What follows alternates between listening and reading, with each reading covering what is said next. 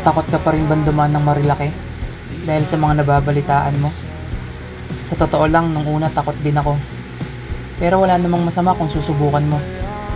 Sa kabila ng mga masasamang balita, mayroon palang magagandang tanawin na iyong makikita. Tulad nito, ang sarap lang sa mata. Hindi naman kasi pabilisan ng pagmumotor.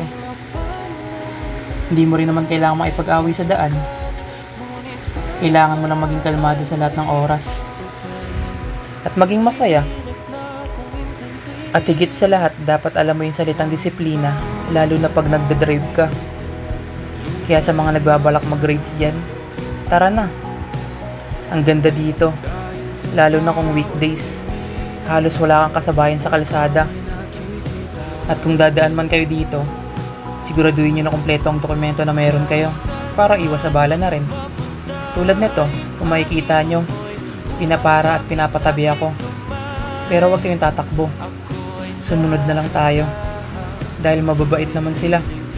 Basta sumunod lang tayo. At huwag na maging pasaway sa kalsada. Yun lang. Ingat at ride safe palagi sa mga rider dyan na tulad ko.